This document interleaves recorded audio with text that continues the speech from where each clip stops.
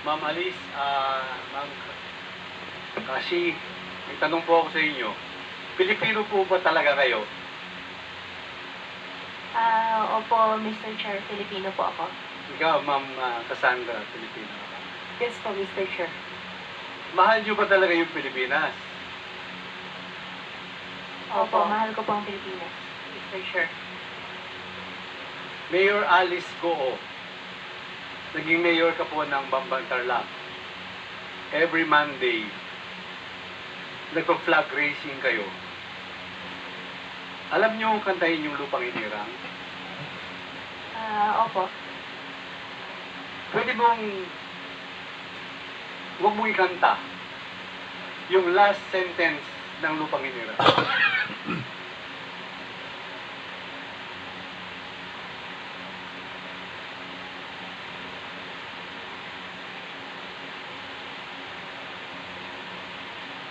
Mamamatayan na dahil sa'yo. Nang mamatay ng dahil sa iyo. Totoo ba yan? Opo. Ba't mo kami pinapahirapan? Ba't nyo pinapahirapan yung Pilipinas?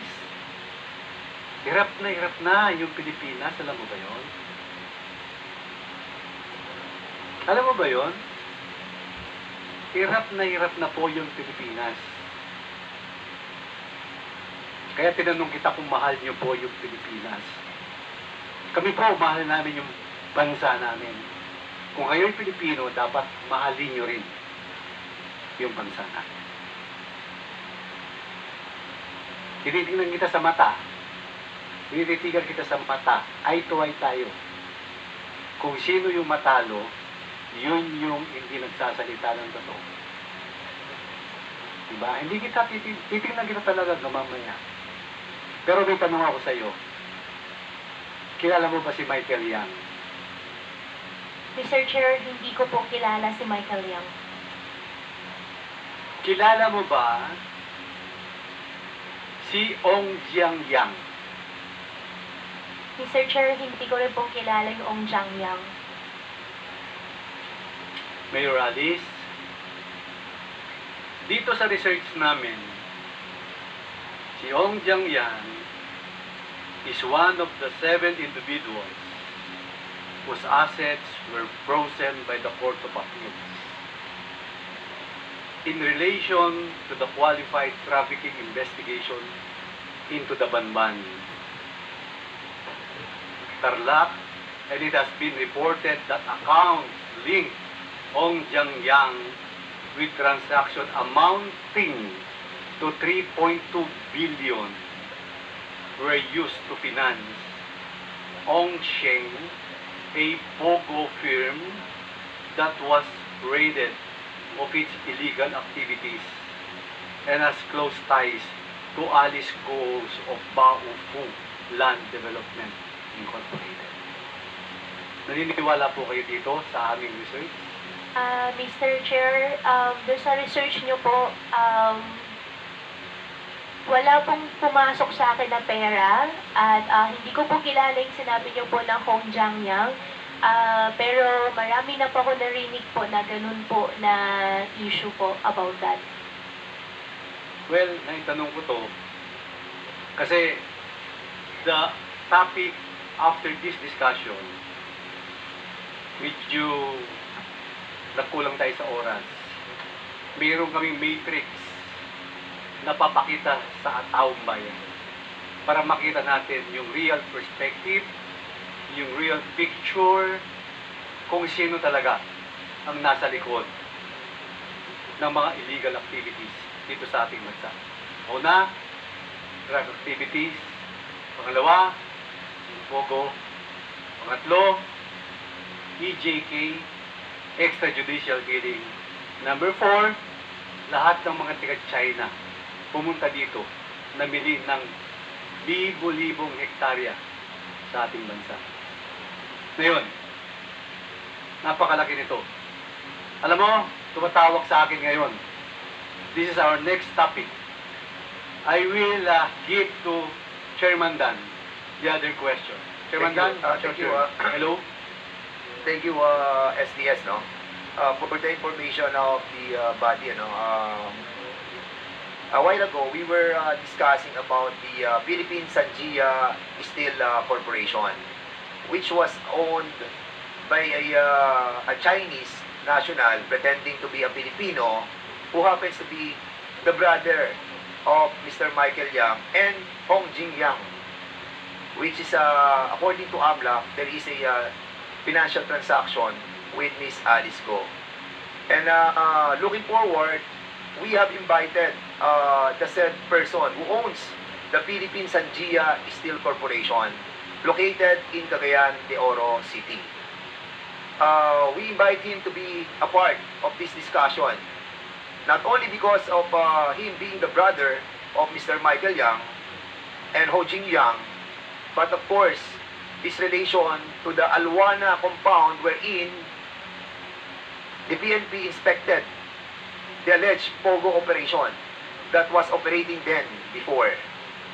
Now, it has reached to our knowledge that this brother of Ho Jing Yang, of Hong Ming Yang, who is Michael Yang, and Hong Jing Yang, who is being cited already in contempt, now is in the custody of the immigration.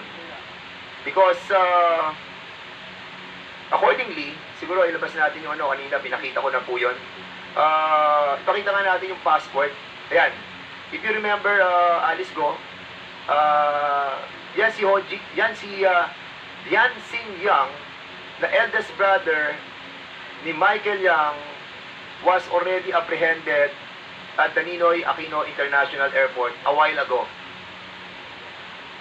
And this violation is in accordance with the immigration law.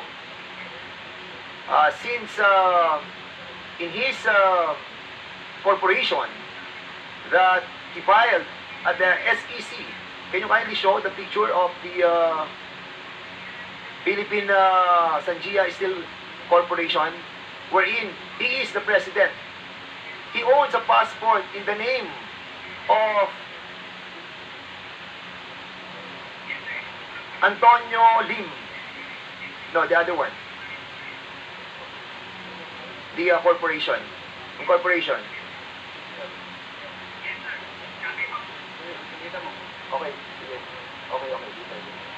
Yeah, that Antonio Lim, where his residence that was submitted to the SEC, Yacal Street, Cugman, Cagayan de Oro City, is the same person of the brother of Michael Yang in the name of Jian Sing Yang, the older brother of Mr. Michael Yang. Now, what is his violation? Why he was apprehended in the international Ninoy Aquino International Airport? Because of his violation of these laws in accordance with our immigration policies. Now, siguro, Mr. Chairman, I will brief yung ating pong mga members that yung 2,000, yung mga businesses that he is into. Mr. Tony Yang or si Jian Sing Yang or Antonio Lim owns and started in 2000. He established the Yangtze Group Trade Company Incorporated, which involved different importation. And these are the different companies that he owns. And in here, the Yangtze Rice Mill, Mr. Chairman, dito tayo medyo nag-worry because a lot of hundreds of millions of pesos enter in this Yangtze Rice Mill under the Golden Sun Cargo Examination Service Corporation, which is owned also by the brother of Michael Yang in the name of Tony Yang. So basically, Mr. Chairman, hindi lamang po sa Pogo nagtatago yung ating mga Chinese personalities pretending to be Filipinos, but also in the different corporations. Like this Sanjia Steel Corporation, who have invested 800 million in the PBD, Philippine Industrial Area, wherein 22 hectares belong to us. He rented it out, the 22 hectares, where he put also a port, a wharf, wherein doon po nagdadak yung mga ship na kung saan pinapasok po yung mga kargamento papunta po doon sa kanilang Sanjia Steel Corporation. Now siguro pakita po natin yung Sanjia, yung mismong warehouse. You will notice that the warehouse that was constructed in 2018, the same time that Bamban and Porac were being constructed, nagsimula po sila dyan. At makikita po niyo na meron silang port na kung saan easily they can penetrate all the cargos or the different goods that entering the premises. Diyan po nila pinadadaan. Ang mabigat po dito, Mr. Chairman, is the development plan that they have submitted in the city of Cagayan de Oro City. Can you kindly show the ground floor plan, the second floor plan, the roof deck, and the third floor plan? You can see the plan that they have submitted. The plan that they have submitted for all those buildings that were constructed, almost the same on those plan that was constructed in Banban and in Porac. Mga kwarto-kwarto wherein the POGO operation is being conducted. In here, Mr. Chairman, I'll be showing as well the different. I'm not going to show the different financial bank transaction wherein the different exchanges of money that involves those who are in the drug trade. We will withhold on the showing of this matrix. And I think the PAOK-TF, Dr. Winston Tasio, who is now with Mr. Tony Yang, may have the proper knowledge of expressing the whole and the totality of this matrix. But in this matrix that we have seen, Mr. Chairman, I can see prominent personalities that are involved in the drug trade. Most likely, all the drugs that some of those entering in our country pass through that port, hiding in a legitimate business. But of course, Mr. Chairman, it is just right and proper that we have invited the incorporators of the Sanjia Steel Corporation last week. And unfortunately, they haven't replied. And now that they are under the custody of the immigration officers, then maybe, Mr. Chairman, we can invite them over. Or Mr. Tony Yang, the brother of Michael Yang, can be invited in this Quad Committee. Dahil itong taong to, Mr. Chairman, have been here since 1998 or 1997. He started his business in 2000. So, basically, he knows how to speak Tagalog. And we will understand the way that he's speaking. So, Mr. Chairman, siguro for now, because he is under the custody of the immigration, we will be refraining from talking about him for the meantime until such time that that person is here with us in this Quad Committee. Mr. Chair. Thank you, Congressman Fernandez. Mr. Chair, can I just say something? Yes, Congressman Abante. It means, Mr. Chair, according to the manifestation of Congressman Dan Fernandez, that there is a real connection between POGO and drugs, Mr. Chair. And that is what our people need to know, that there is a real connection here between POGO and drugs and Chinese syndicate, Mr. Chair. I think it would be also good for Congressman Fernandez to Yes. tell us of the Cavite Shabu. Yes, Great. yes, Mr. Chair. Yes, if I go may, ahead. As a matter of fact, Congressman Abante, mag-start po sila, nung mag-start po sila ng, when they started the businesses, yung smuggling ng rice, vegetables, petroleum, and then, yun nga, ginamit po nila yung PBDEC, they have contracted a memorandum of understanding na kung saan yung 47 hectares will be converted. Gagawin pong yung kanilang tinatawag na Steel Manufacturing Corporation.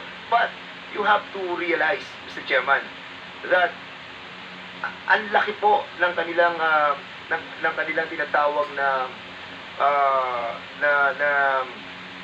kailangan pera para ma-develop po yung lugar. Pero yung kanilang capital outlay, paid up capital is only less than 25 million. So how can they put up a big facility like this, di ba? Na ang kanilang paid up capital is only below the amount that they are constructing in that area. So now, Mr. Chairman, I think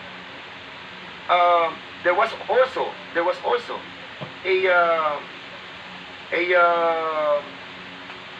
in 2021, si Tony Yang was caught by elements of the PBDEC Industrial Authority smuggling rice through the port in Sanjia. These are documented. It means, Congressman Fernandez, na yung Golden Sun ang nagmamayari si Tony Yang, di ba? Yes. Ibig Tony Yang. sabihin, sila rin ang involved sa rice cartel dito sa Metro Manila. And yung pong Yangtze Rice Mill, wherein hundreds of millions pass through their account, dito po nila dinadaan yung mga bigas. Kung pakikita natin lang, pakita na natin yung Yangtze Rice Mill. Mr. Chairman, Yes, Mr. can I Chair, interject? I just wanted to show the Yangtze Rice Okay, Mill, after which the is owned also by Tony Yang, wherein millions of pesos pass through their account, including those who are involved in the drug trade. The Sige. name of Nono, Wenson Lee, Michael Yang, lahat po yan andun po sa kanilang transaction. Andun talaga lahat ng kanilang mga pangalan. At andun ang amount. Ayan po, yung kanilang Yangtze Rice Mill. Na kung makikita nyo po, ang address ng Yangtze Rice Mill is Alwana Business Park, Cagman, Cagayan de Oro City. At itong Golden Sun, which is owned also by Tony Yang. So, basically, Mr. Chairman, napapagduktong-duktong na po natin yung ating matagal na pong pinag-uusapan dito, 2 years ago pa, na nakikita po natin na talagang may koneksyon ng Pogo, may koneksyon ng mga korporasyon, ng mga Chinese corporation, Rice cartel. at meron yung sa drug cartel, meron sa rice Rice cartel, cartel. and different kind of smuggling that is being perpetrated by that corporation, legitimized by those Chinese personalities that pretended to be Filipinos. Mr. Okay. Chair, Thank you. Mr. Chair, kaya pala kawawa ang mga farmers natin. Dahil lang sa Golden Sun na ito, puro imported rice na galing Vietnam ang nilang pinapadala rito. At ang ating mga magasaka ay nagko-complain na pinababayaan po sila dahilan sa imported rice na ito at kay Tony Yang pala ang Golden Sun, Mr. Chair. Okay, thank you, Congressman Abante. Senior Deputy Speaker Gonzales. You're right. Salamat, Mr. Chairman. Well, teaser lang po. Medyo mahaba-haba, pero mahaba na po tayo sa maghapon na to. Ito yung pinaka-matrix, para may idea lang po kayo. Si Michael Yang, brother niya si Ong Jang Yang. Diba po? Tapos, andito po si Alan Lim. Yung Alan Lim, siya po ang sa Xiongwei Technology. At yung wife po ni Alan Lim ay si Nono Lim. Ngayon po, dito po sa matrix na to, hindi ko lang po mapakita sa ating big screen yung Xidine KG Technology Corporation, yung Turkish Diamond Technology Corporation, si Ong Jiang Yang nakakonect po kay Baofu Ong Sheng. Sa iyo po yung Baofu, ma'am? Ma'am Alice? Your Honor, yung land lang po. And before 21 po. Basta itong matrix daw, Baofu. From Ong Jiang Yang to Turkish Diamond and then CDK Corporation to Baofu Ong Sheng. And then, Mr. Chairman, yung Michael Yang at saka si Alan Lim, yung Golden Sun 999 Realty Development 2017, ang niyari po nun sa aming matrix, si Rose Nono Lim, si Lee Wenzai, tapos si A.D. Taiyang, yung sa'yo, Mr. Karaps, Chairman Karaps, Jack Yang, Ong Yang, Alvin Luin, tapos po papunta siya kay Sunflare Industrial Supply Development sa San Simon, Pampanga. At yung Edith Taiyang naman po, Jack yan, nakakonect po yan sa Empire 999 Realty Corporation, kung saan po nakita yung 3.6 billion pesos na shabu sa Mexico under Willie Ong. Si Willie Ong, kasama niya po si Michelle C. at si Elaine Chua. So, yun po, Mr. Chairman, ang pwede kong ma-share for the meantime para at least merong konting ideya yung ating mga nanonood sa atin makapon. Salamat po, Mr. Chairman. Thank you, Senior Deputy Speaker Gonzales. The last to interpolate is Congressman Romy Ako. You are recognized.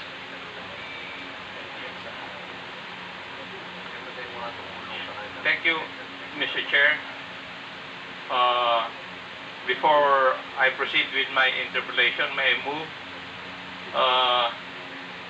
that Miss Catherine Ong be confined sa Correctional Institute for Women for 30 days after she has served her detention for the first contempt that we have issued. So move, Mr. Chair. Mr. Chair, is that a motion to detain Ms. Cassandra Ong at the Women's Correctional? Yes. Mr. Chair, we know very well that Ms. Ong has an ailment. And in fact, just last week, she was just released from the hospital. So maybe this committee should consider whether this move, or if we transfer Ms. Cassandra Ong to the Women's Correctional, this might aggravate her condition, Mr. Chair. So, I believe, for humanitarian reasons, Mr. Chair, considering her ailment, we should reconsider this motion to detain her at the Women's Correctional, Mr. Chair. Or maybe, for that matter, we should let the medical team check on her whether she is fit. Because, Mr. Chair, if something happens to Ms. Cassandra Ong, that would be the responsibility of this committee, Mr. Chair. So, on the grounds of humanitarian reasons, this representation would like to appeal that we should reconsider this motion, Mr. Chair. 1 minute suspension. Mr. Chair,